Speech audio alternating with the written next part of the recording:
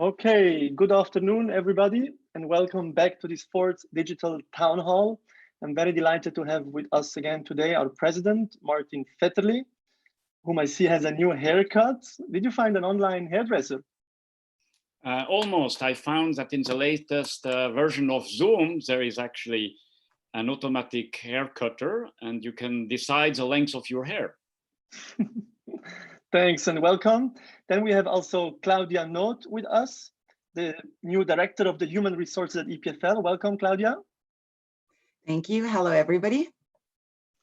And last but not least, we have Professor Marcel Salathé, whom most of you know by now, digital epidemiology. He leads the Laboratoire of Digital Epidemiology and is also the creator of the famous Applied Machine Learning Days. Welcome.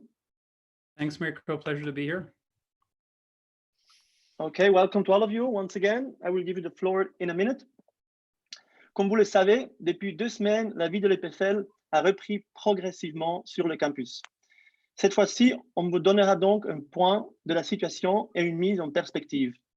Cette session est dédiée aux collaborateurs, mais évidemment, les étudiants sont très bienvenus aussi. Moi, je suis Mirko Bischofberger, responsable de la communication, et je vais modérer la session. The program today will be composed again of 4 parts. First, Martin Vetterli will give a short update on the general situation. Second, Claudia Noth will briefly update us on matters related to human resources and to this extraordinary situation we've been going through for the last 2 months. And third, Marcel Salathé will talk to us about epidemiology, what we can expect, and about the quite famous contact proximity tracing app of which you have read in the media, which now has a name, Swiss COVID. As usual, there is a Q&A session as a 4th part at the end. As last time, you can we collect your questions on YouTube, so please enter your questions on the right on YouTube directly. There's a window on the right of your screen. Our communication team will select the questions, propose them to our guests. And again, also like last time, you can start asking these questions already now. Okay, et avec ça, je vais passer la parole maintenant à vous, Martin. Merci beaucoup, Mirko. Chères collaboratrices, chers collaborateurs, chers collègues, mesdames et messieurs, dear all. Merci beaucoup de vous joindre à nous pour ce 4e Town Hall, qui devient une espèce de tradition durant ce confinement, ce Town Hall virtuel lié à la situation par laquelle nous passons. C'est un plaisir de partager cet événement avec la directrice des RH, Claudia Noth, et notre épidémiologue digital bien connu, Marcel Salathé. Nous avons réouvert le campus, comme l'a dit Mirko, au moins en partie le 4 mai, il y a maintenant plus de 2 semaines. Il y a de la lumière au bout du tunnel. J'espère que vous êtes soulagés par cette évolution, comme je le suis moi-même. Je vous remercie pour votre patience et votre compréhension durant ces 9 semaines interminables de confinement. Let me switch to English briefly. I would like to thank you for joining us for this 4th virtual town hall, a new tradition during this confinement situation. It is my pleasure to share this event with our new Human Resource Director, Claudia Noth, and with our well-known digital epidemiologist, Professor Marcel Salathé. The campus reopened, at least partially, about a bit more than 2 weeks ago. We can start seeing the light at the end of the tunnel, and I hope that you feel relieved about this evolution. I would like to thank you all for your patience and for your understanding during these 9 endless weeks of confinement. Il y a des bonnes et des moins bonnes nouvelles. La bonne nouvelle, bien sûr, certains d'entre vous pourraient profiter de revenir sur le campus. Il y a environ la moitié des employés qui sont actuellement en partie sur le campus. La moins bonne nouvelle, c'est que nous ne savons pas quand la normalité reviendra, ni comment elle sera. According to the Federal Council, the next step of the reopening of the Swiss society will be communicated on June 8th. But I think that the new normal doesn't mean the return to the normality as in the past. But I will come back to this later on. Je veux être clair, tant qu'il n'y a pas de vaccin et ou un médicament efficace, nous vivrons différemment. Ces 2 choses prendront du temps, au minimum 6 à 12 mois, peut-être plus. Marcel nous en parlera plus longuement. En attendant, une 2e vague est une possibilité réelle avec laquelle il faut compter. D'une part, il faut surtout garder des mesures afin d'éviter cette 2e vague. D'autre part, si elle apparaît tout de même, il faut être prêt à réagir et réagir très très vite. J'aimerais ici rappeler les principes scientifiques qui nous guident ici sur le campus de l'EPFL. I'll switch to English. Science is to know when we know and to know when we don't know. Et avec ce virus, il y a beaucoup de choses que nous ne savons pas encore. Pour revenir sur la période que nous venons de vivre, et je sais qu'elle a été un défi pour tout un chacun d'entre nous, j'ai lu cette phrase sur Internet. You are not working from home. You are at home during a crisis trying to work. My thoughts immediately went to our students. They are not studying from home. They are at their place during a crisis trying to study. Be assured that we do not underestimate this challenge. The adjustments decided for the exams in August takes this aspect into account. For example, we decided that failure would not be counted. Et encore quelque chose que j'ai vu sur Twitter l'autre jour. Vous penserez avec raison que je passe trop de temps online. C'était un QCM avec la question dans votre organisation qui a contribué le plus à la digitalisation. Et au choix, le CEO, le CTO ou COVID-19. Donc, vous devinez bien ce que c'est la réponse. En fait, COVID-19, dans beaucoup d'organisations, inclusivement l'EPFL, a fait avancer la digitalisation à pas de géant. Ceci m'amène au dernier point, le new normal, qui ne sera probablement pas le courant normal d'avant COVID-19. Soyons prêts à prendre les bonnes leçons de la crise et oublier les mauvais moments qui sont maintenant derrière nous. Je termine en vous souhaitant un excellent week-end prolongé de l'Ascension. Prenez du temps pour vous et vos proches. This brings me to the last point, the new normality, which will probably be different from the past, before COVID-19. Let's be ready to learn the right lessons from this crisis, and let's forget the bad experiences, which now are behind us. I would like to wish you an excellent long weekend. Please take care of you and your close ones. Finalement, je me réjouis d'écouter Claudia Noth, qui a rejoint l'EPFL pendant la crise, et donc elle a commencé l'EPFL online le 1er avril, et est au travail et va nous parler de la situation RH et des défis qu'elle essaye de résoudre avec nous sur le campus. So I'm looking forward to listening to Claudia Noth now, whom I would like to welcome to EPFL. She has started during confinement on April 1st, started her work online and helps us deal with the current situation. Thank you very much. Thanks a lot, Martin. Merci beaucoup. Et je me réjouis aussi maintenant de passer la parole à Claudia Noth, nouvelle directrice des ressources humaines à l'EPFL. Bonjour à toutes et à tous. Hello everyone. Je me sens très honorée de pouvoir me présenter à vous ici aujourd'hui de cette manière particulière. J'ai en effet commencé à l'EPFL il y a seulement 6 semaines, donc en plein Covid-19. Je suis ravie d'avoir rejoint un employeur qui prend réellement soin de ses collaborateurs. Personally, I have been working in human resources for over 20 years now, and I have always focused on creating the conditions for staff members to realize their full potential and to engage them in the achievement of the institution's objectives. Development is therefore one of my main priorities, and I'm looking forward to working on it together with you. I know EPFL rather well from my regular presence on the EPFL forum and from hiring multiple excellent engineers for the R&D activities of my previous employers. Sur le plan personnel, je suis mariée et maman de 2 enfants qui sont actuellement en études. Ceci m'a permis d'avoir un aperçu d'un côté des efforts que tous les professeurs font pour continuer l'enseignement pendant cette période, mais aussi des efforts d'adaptation demandés aux étudiants. As mentioned before, I am delighted to have joined the EPFL, a school that really takes care of its employees. I'd like to give just one concrete example. The welcome kits with disinfectant and masks distributed by the DSPS to employees returning to campus are a clear sign of this care for its employees. There have been over 2,200 of these kits distributed so far. Congratulations to all the teams involved. Je souhaite vous donner également un bref aperçu des différentes mesures de soutien proposées sous l'égide et en collaboration avec la Task Force Covid, le service de communication, la direction et plein d'autres acteurs encore qui couvrent des domaines très différents. La communication centralisée et régulière concernant la situation est essentielle et elle fait partie des éléments clés dans la gestion de cette période. Merci à toutes les équipes. Better over-communicate than not communicate in such a situation, even though this might mean that decisions can evolve over time and may require re-evaluation.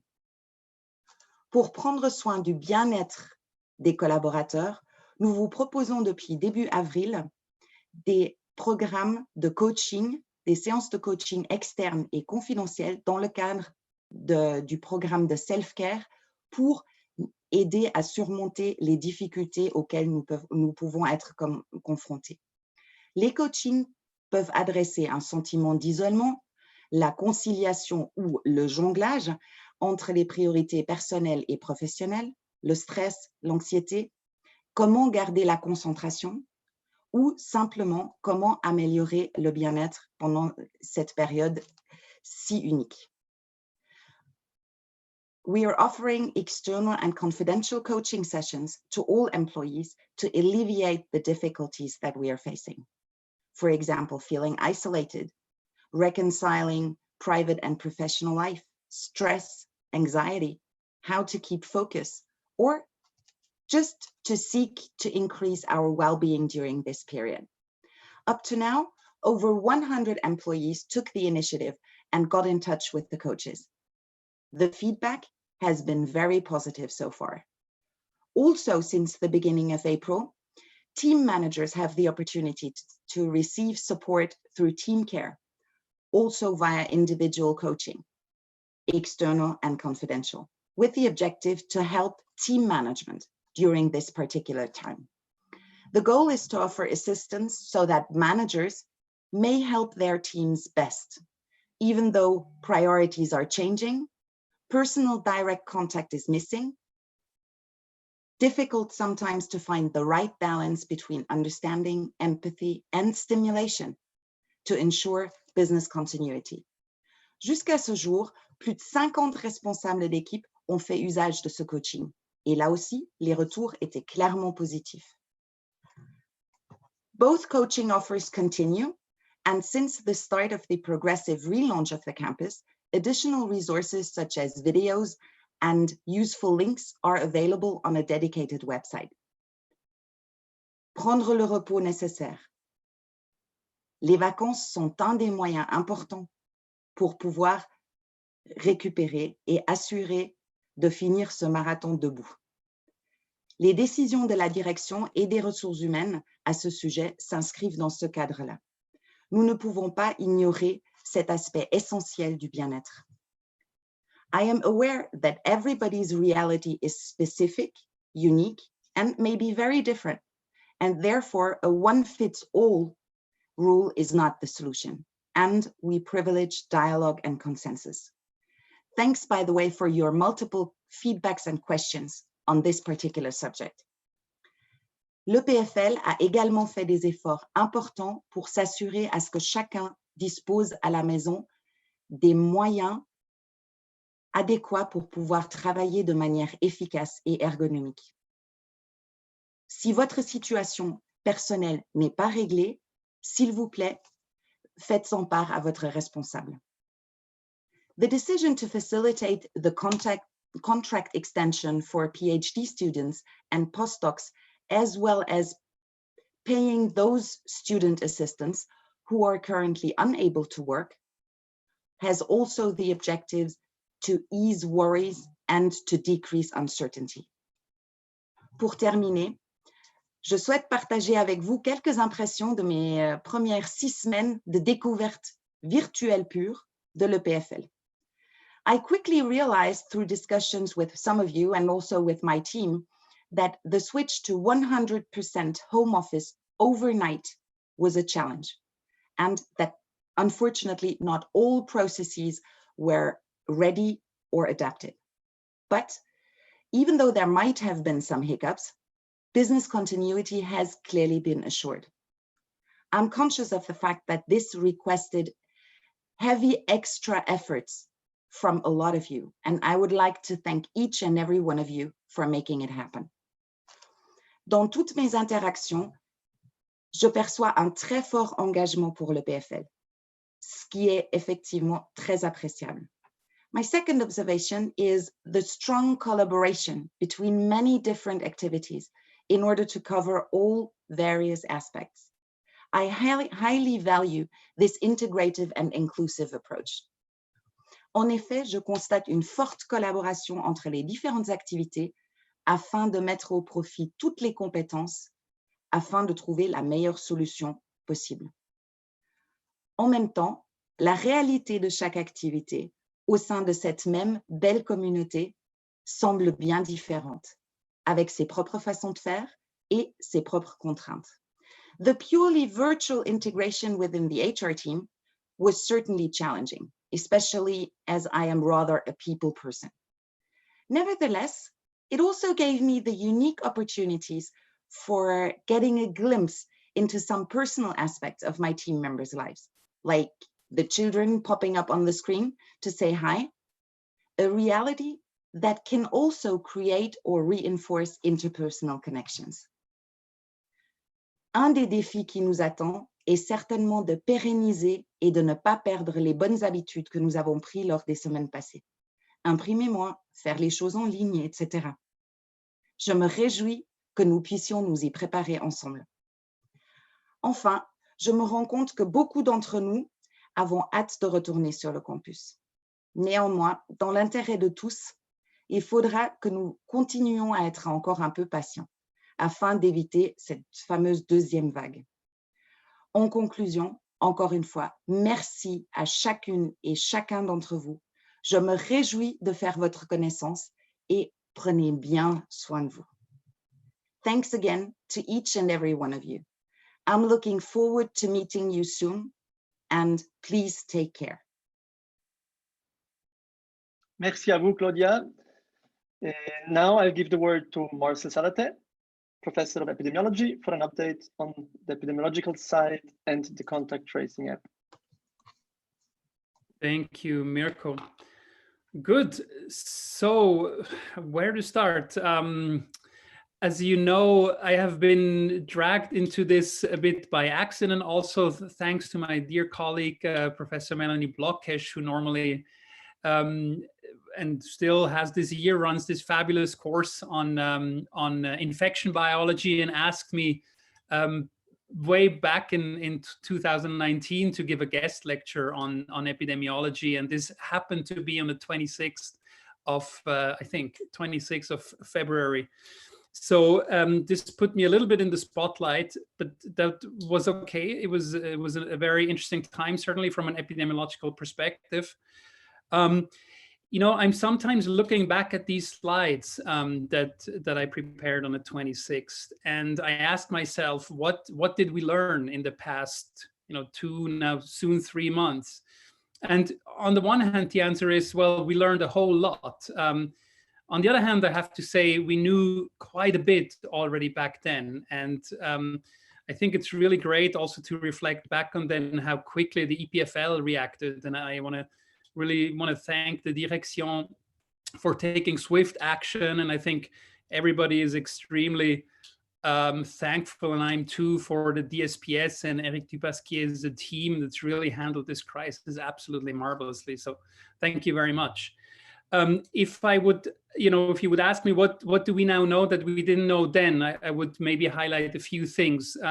One is this importance of so-called pre-symptomatic transmission. That is, that people can pass on COVID or the infectious agent SARS-CoV-2 a few days before they actually feel ill. And this poses, of course, as you can imagine, unique problems in terms of containment, of which this app will play a role, which I'm going to mention a little bit earlier. That's something we knew, but we weren't quite aware of the extent of that. The role of children, I know, has really affected many. The questions, what is going on with the children? One of the few good things about this particular pandemic and this particular virus is that it largely it infects children, but it doesn't really hurt them very much, and that's something that's very good. We can't, for example, say that necessarily for flu pandemics, but we still don't know the extent to which they transmit. And this is something that, more research has to happen, and certainly more research will happen. One thing that I think we also all learned doesn't have to do necessarily with the biology, but with the economy. I think people are now aware what it means to have a pandemic and what the economic costs are. And I hope we'll never be quite as badly prepared on the political plan. And that's not a particular criticism. I think it's a European phenomenon where we hopefully now will take this much more seriously. The key to fighting an epidemic and to fighting infectious diseases is always the same. It is early detection and early response. And I think we can probably learn quite a bit about early response. The kind of technology that many people at EPFL develop can definitely help us with early detection, but there has to be a corresponding response. And in that sense, I'm actually fairly optimistic. Maybe you don't want to hear this from the epidemiologists at the school, but I'm relatively optimistic looking into the future and into the months ahead. We now are totally aware of what is going on. Everybody has a very different mindset. Things are looking very positive. Everyone's worked really hard in this confinement to make sure the cases go down, and they have gone down very rapidly to very, very few cases now, and that puts us in a great position. And so I'm a little less worried about the second wave than many of my colleagues, because we now have the tools, we now have the political will, and everybody knows what the alternative would be. So my mantra these days is confident but cautious. I think that's what I wish for all of us. Now, let me say a few words about this fabulous app that is now even the discussion at the Conseil Fédéral. Back in January and February, we all, especially the biologists and the epidemiologists, but I think we all sort of looked towards the East, and we looked towards our colleagues in Asia, and we looked at how they managed to try and keep this epidemic under control to the best extent possible. We were very optimistic about the outcome that they seem to have achieved. We were not so excited about the means and the tools by which they achieved that. And we said to ourselves very early, if this thing comes to us, and there's a fairly high chance that it does, we of course want to obtain the same goals, but we have to reach them with different methods. And in particular, we cannot risk this crisis also to become a crisis of technology intruding into our private lives.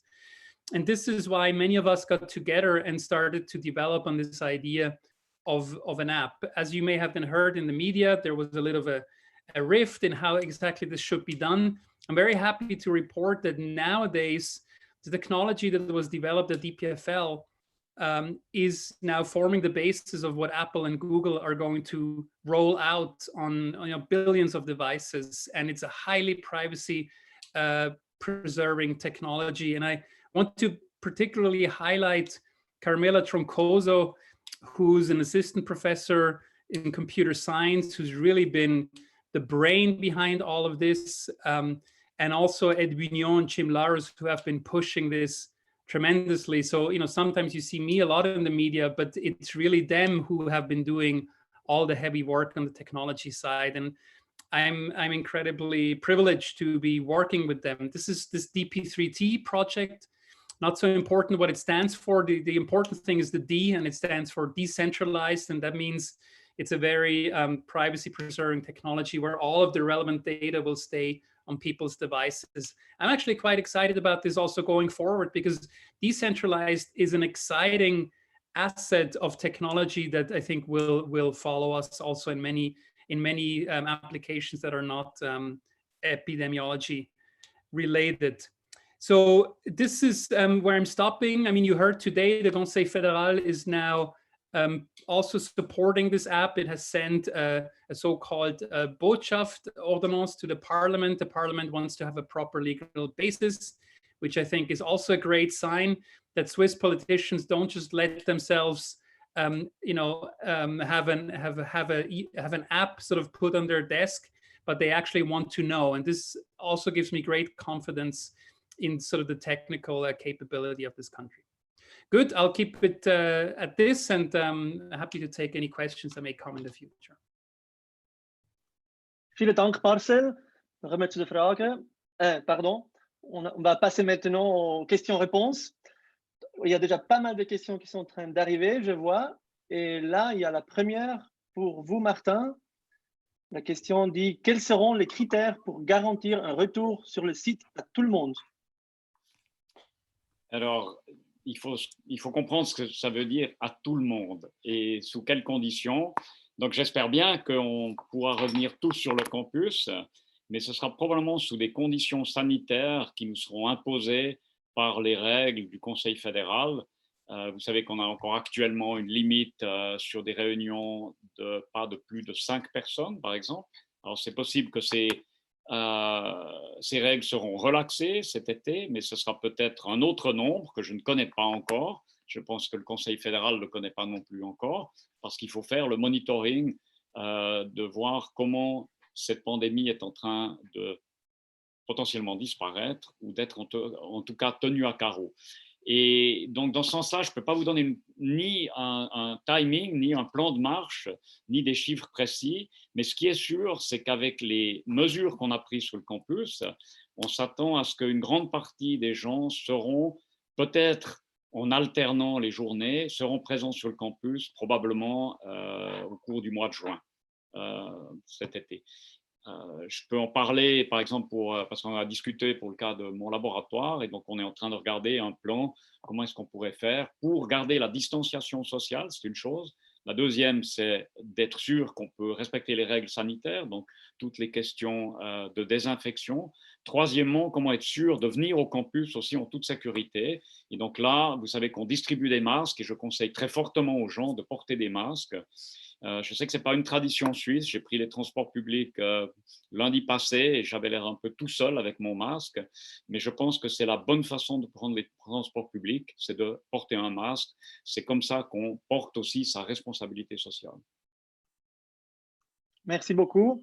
La prochaine question est pour vous, Claudia.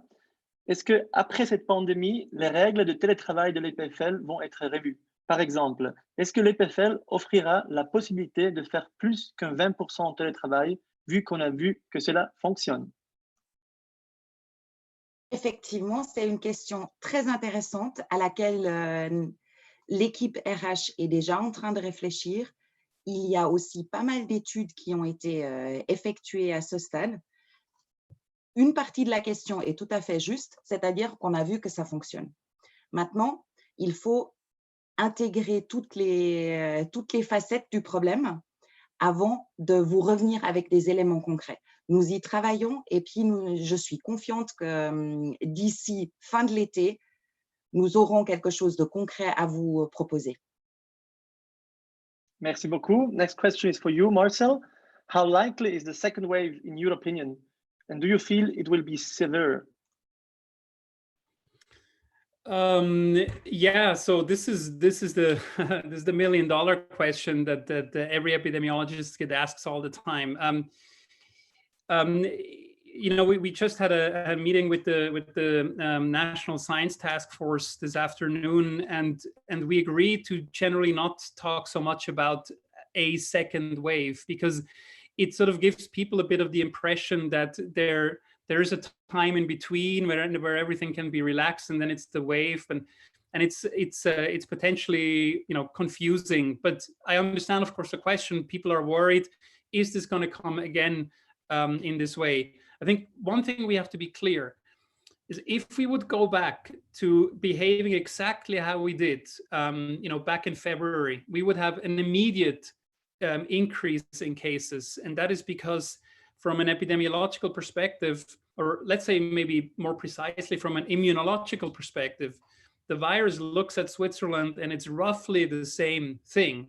Yes, that's true. There are about 5-ish% that are now immune because they have gone through this infection. But otherwise, it's still the same. So the question, to some extent, I have to put back to the person who asks, which is, will people go back to their normal ways of behaving? And I think the answer here, I think we've seen this very clearly, and I've been extremely pleased to see this, probably not in Switzerland. So I would be extremely surprised if we would see a second wave in Switzerland, because I think people behave extremely proactively. And there's, by the way, another good indicator that a lot of people have said, this fabulous R, this number, this reproduction number, it actually came down relatively quickly already before the lockdown measures. The lockdown was probably the necessary final step in that direction, but people have started to behave already in such a way that the virus had a harder and harder time.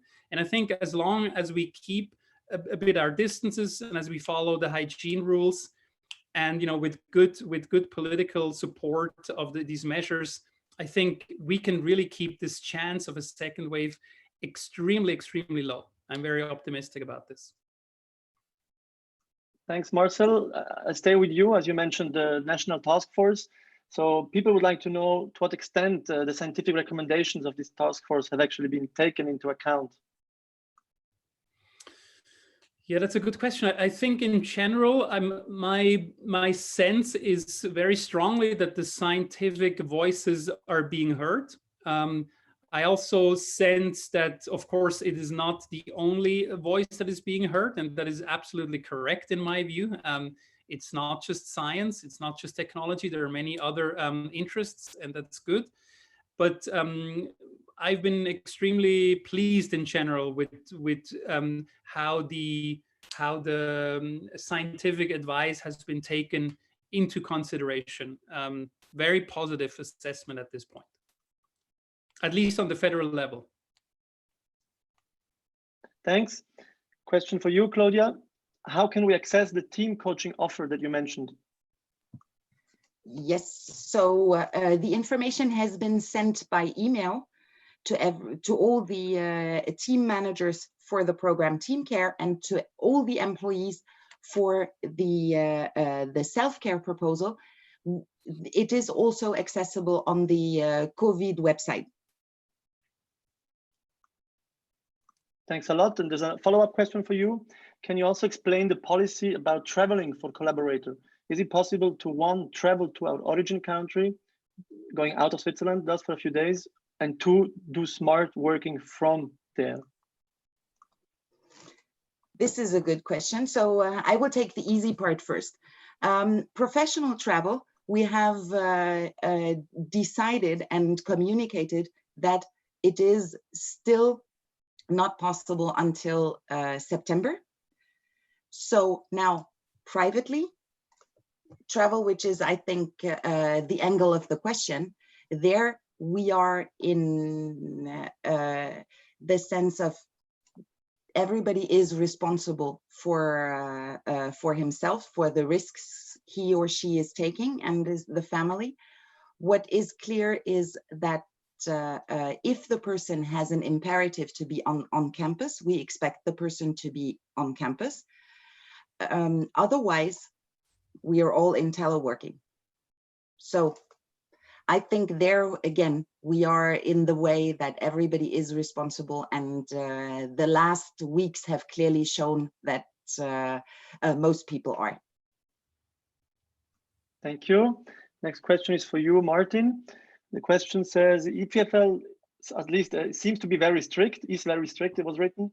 For example, only half of the team is allowed to work in the lab. Within Switzerland, things seem to be starting to work like before. So what's the idea behind this difference? So I think in many cases, the work can be done while we have alternating teams, so we can respect distanciation by the 2 meters that is requested by the Conseil Fédéral.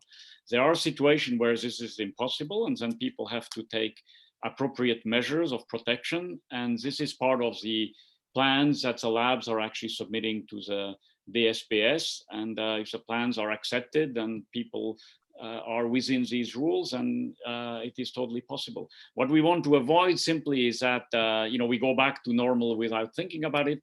This is a very unnatural way to work, to interact, and therefore it is unfortunately necessary to take relatively precise measures.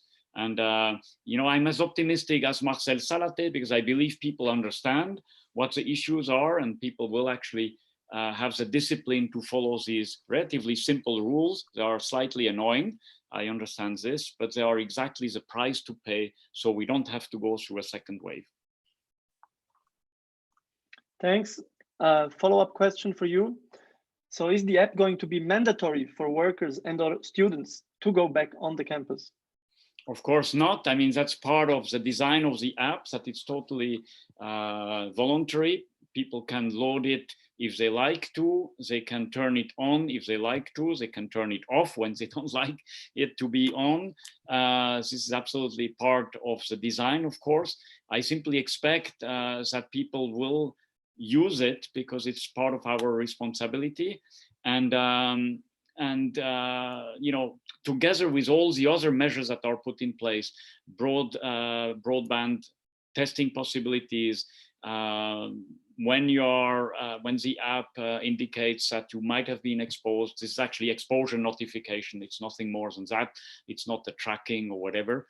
The name is not necessarily ideally chosen. So it's an exposure notification, and then there is a whole protocol to find out if you should get tested or not, etc.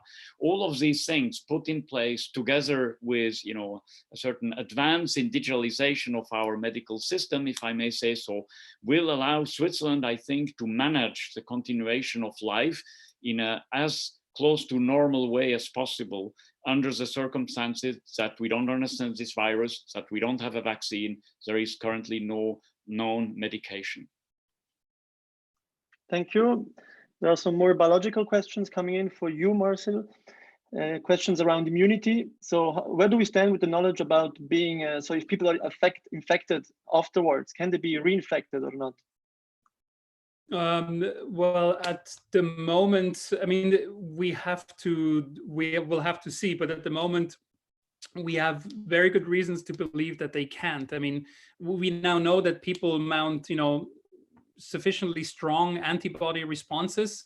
And from all we know about the immunology and other infectious diseases, that means you're actually immune. So I think we can be fairly confident that people who have been infected cannot get infected a second time. That being said, the question is, of course, when? And I think the big unknown in this discussion is how long does your immune system remember? So what is the duration of this antibody response? And that we currently don't know. From other coronaviruses, we know this is typically in the order of a few years. We'll have to see how it is with this particular one. And that, of course, the question about how long the immune memory will be that is induced by a vaccine is yet an entirely different question that we have to answer. Thanks.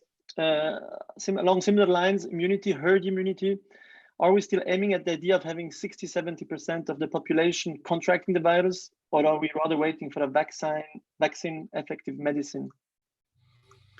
Yeah, so there have been a couple of confusions around this concept of herd immunity that I can maybe take the opportunity to clear.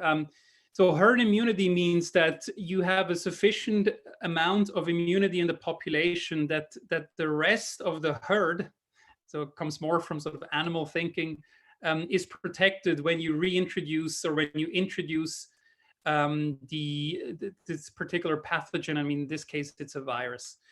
And that we expect to be somewhere around 60–70% for a virus that has these properties. That being said, if you let a virus just automatically run through a population without any mitigation, then the epidemic, the outbreak will not stop at herd immunity. It will just slow down at herd immunity. And eventually you end up with something like 90–95% being infected. So this is one of the many reasons why we never suggested that this should be something that is done, apart also from the burden on the healthcare system. So herd immunity, yes, absolutely everyone wants to reach herd immunity. The question is just, how do we reach it? Some people have suggested we reach it by having, you know, a low level of infection. This is sort of considered a bit the Swedish way. And others, and I am included among these others, have said we want to reach it with vaccination. So we want to keep the cases very, very low for as long as we can. And then when there is a vaccine, hopefully enough people will want to get the vaccine that we reach herd immunity. So we're nowhere near. We know in Switzerland we're around 5–6% of the population. So we're still waiting for the vaccine, and we hope it comes, you know, as soon as possible. Thanks a lot for these clarifications. La prochaine question, c'est pour vous, Claudia. Les membres du personnel administratif entendent encore des messages un peu contradictoires. Ils disent, devons-nous rester à la maison ou revenir? Quelle est la ligne? Alors, tout d'abord, la première priorité de retour sur le campus, elle est donnée aux personnes qui ne peuvent pas télétravailler, qui ont besoin d'avoir accès à un équipement spécialisé qui se trouve sur le campus. Ça, c'était clairement la priorité pendant la première phase. Aussi, les personnes qui ressentent le fort besoin de revenir sur le campus, parmi les personnes qui travaillent dans les activités administratives. Il y a d'ailleurs la task force Covid-19 a reçu des plans de relance de chacune des activités et les a validés afin de garantir la protection maximale des collaborateurs et puis aussi à permettre d'avoir un retour progressif. Donc, c'est votre responsable, ensemble avec la task force Covid, qui a évalué le besoin et puis qui a pris la décision en vous consultant, je présume, qui retourne quand sur le campus. Si vous avez des questions directes, s'il vous plaît, adressez-vous directement à la task force. Ils seront beaucoup mieux à même de vous répondre. Merci beaucoup. Encore une question pour vous. Vous parlez du repos avant des vacances. Du repos, certes, mais les professeurs nous donnent des projets à rendre pendant les vacances. Comment pouvons-nous nous reposer alors? Effectivement, c'est une question qui se pose. Normalement, tout ce que je peux réitérer ici, c'est que l'idée des vacances, c'est de se déconnecter, c'est de faire autre chose pour recharger ses batteries. Si vous avez des difficultés concrètes, je peux que vous inviter à prendre contact avec votre RRH qui s'en occupe. Si vous êtes collaborateur, je ne suis pas sûre si c'est une question d'un collaborateur ou d'un étudiant en fait. Merci beaucoup. On a une question pour vous, Martin. In English, can we have more information about how we can join the DP3T program as a collaborator? Sorry, you mean the Swiss COVID program? Exact. Okay, so there will be official information be sent out by email to all collaborators on Monday, because Monday, I think there is an official communication about this application and the pilots that will be run. I think Marcel actually will be part of a panel explaining this on Monday afternoon. And then we will inform all our collaborators how they can voluntarily, I insist, participate in this pilot program with this new proximity tracing application. Thanks a lot. Okay, we take a few questions more. We're coming slowly towards the end. J'ai encore une question pour vous, Claudia. Comment faire quand on a des personnes non vulnérables qui ne souhaitent quand même pas revenir sur le site, qui veulent donc continuer le télétravail parce qu'ils ont peur d'être infectés? Si, la réponse, elle est facile, si ces personnes peuvent continuer en télétravail. Donc, leur présence sur le campus n'est pas indispensable. À ce moment-là, elles peuvent continuer en télétravail. Le cas devient plus compliqué si les personnes, pour pouvoir effectuer leur travail, doivent être sur le campus. Et à ce moment-là encore, c'est une question de dialogue et puis d'accord individuel à trouver. Et n'hésitez pas à solliciter votre RRH si vous avez besoin d'aide par rapport à ça. Merci beaucoup. I have a question for you, Marcel. So apparently the MIT did a kind of classification of fairness of tracking apps for COVID. And the Swiss solution appears to be not so well rated or badly rated. Do you know about this? What's your opinion about this? Yeah, I know about it, and it's totally wrong. I don't know what's going on there. But so just to defend, right, the three-letter university, this is the MIT Technology Review, which I think is a publication. And they have some sort of a table where they give stars, and the Swiss app is lacking the transparency star, which is totally absurd because the source code has been available since day one. So I got in touch with them and I asked, and they said, well, there's not a good website that explains what it is. So this is some kind of hiccup between communication and transparency.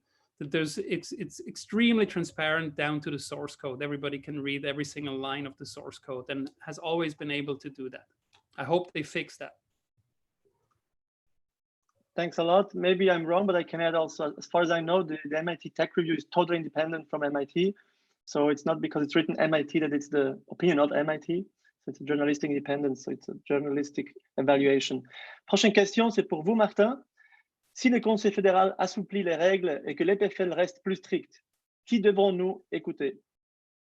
Il faut toujours écouter le Conseil fédéral, évidemment, comme je fais tous les jours ou à toutes les conférences de presse. Donc, nous, on est bien sûr à l'écoute directe du Conseil fédéral. On est une institution fédérale, donc normalement, on a les mêmes règles. Mais j'aimerais aussi dire qu'on a des conditions peut-être différentes de certaines autres organisations.